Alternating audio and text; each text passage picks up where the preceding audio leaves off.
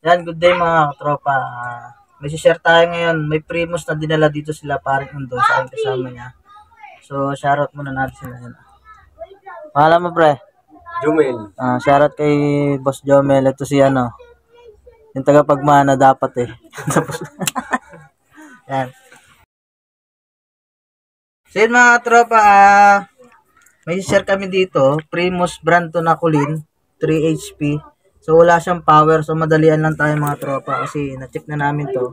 Kasi nagmamadali rin to eh. So, dinala nila dito. Check natin. Ang naging problema itong power supply kasi walang function yung power nito.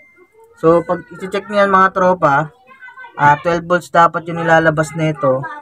AC lang naman tong isa. Yan o. Ito yung pinakasakit niya. Kinuha ko na. So, ang gagawin nyo, naman na natin. So, ang gagawin nyo, pag sira to, so, minsan kasi nagiging problema itong regulator niya eh. Yan. So, wala tayong makikita nakaparehas. Kung sakali, kung meron kayo na itong power supply na 12 volts sa ganito, yan o, mga adapter. Yan, binaklas lang namin. Yan, ko-convert nyo na lang siya. So, mas matibay rin naman to. Marami na kami nagawang ganyan.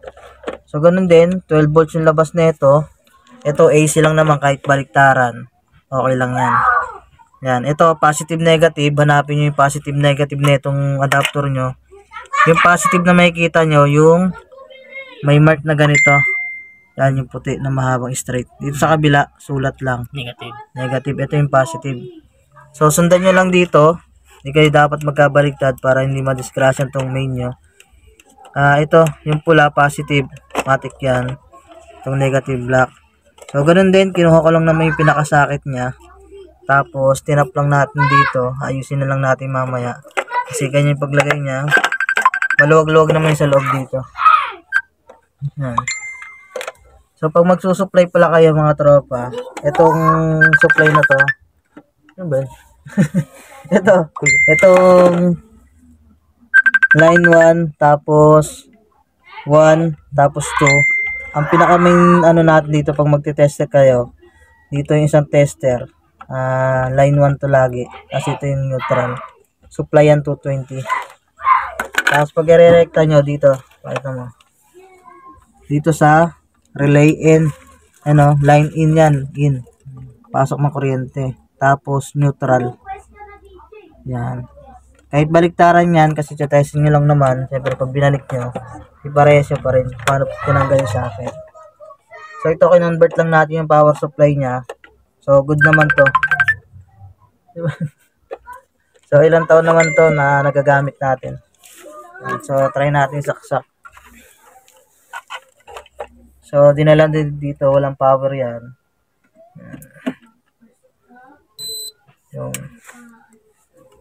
so manual na lang natin kasi iniwan nila yung remote eh. Ayan. So yung lumalabas sa supply, check natin.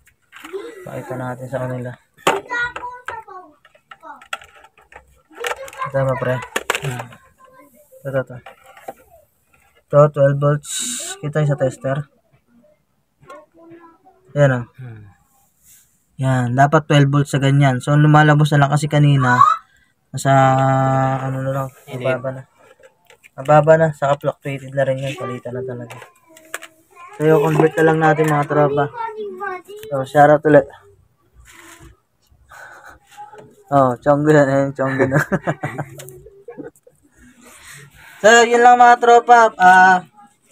Power supply yung problema niya, yung kanyang 12 volts nawawala. Ito nakalagay dun sa loob. So hindi sa pag walang power, hindi lang ito yung check nyo kasi nataon lang na ito yung naging problema, kaya siyempre sinishare namin.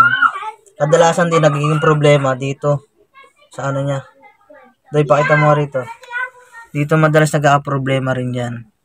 Yan, sa pinaka-main niya. So yun lang mga tropa, power supply 12 volts. Primus type Kulin 3 HP. Thank you and God bless.